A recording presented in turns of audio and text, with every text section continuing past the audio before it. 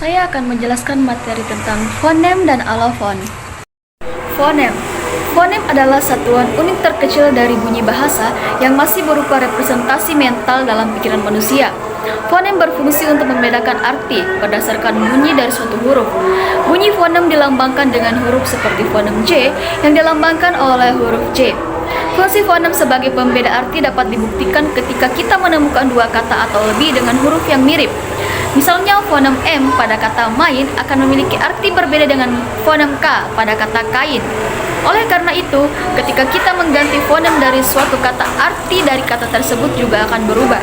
Adapun contoh fonem lainnya yaitu sebagai berikut. Kata palu dan malu dibedakan oleh fonem P dan M. Kata batu dan bata dibedakan oleh fonem U dan A. Kata harus dan arus dibedakan oleh eksistensi fonem H. Fon. Fon adalah representasi bunyi aktual dari suatu bahasa yang diproduksi melalui mulut manusia. Berbeda dengan fonem yang masih berupa representasi bunyi yang ada di dalam pikiran manusia. Fon adalah bunyi asli yang dapat didengar oleh si pembicara maupun orang lain. Dengan demikian, fon merupakan bentuk realisasi dari fonem sebagai satuan bunyi bahasa. Fon berfungsi untuk membedakan bunyi dari fonem. Fon. Fon adalah representasi bunyi aktual dari suatu bahasa yang diproduksi melalui mulut manusia. Berbeda dengan fonem yang masih berupa representasi bunyi yang ada di dalam pikiran manusia.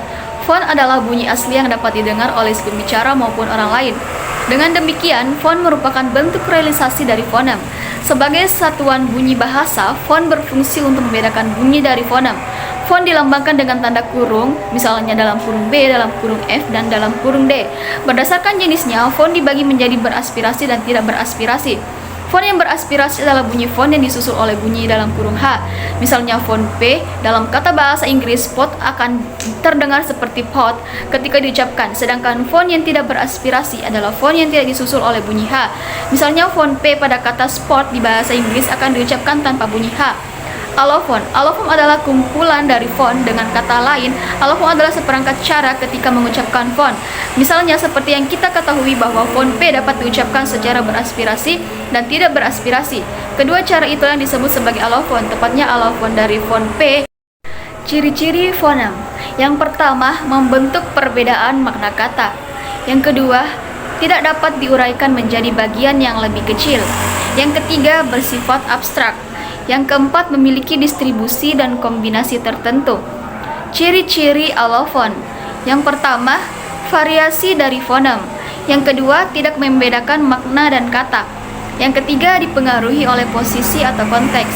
Yang keempat, bersifat konkret. Contoh, fonem P dan B membedakan kata papa dan baba.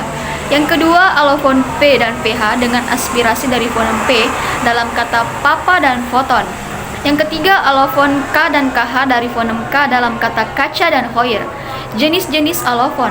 Alofon bebas, tidak dipengaruhi oleh posisi atau konteks. Yang kedua, alofon terikat, dipengaruhi oleh posisi atau konteks.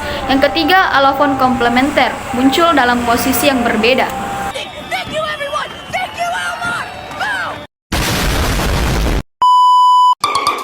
Boom!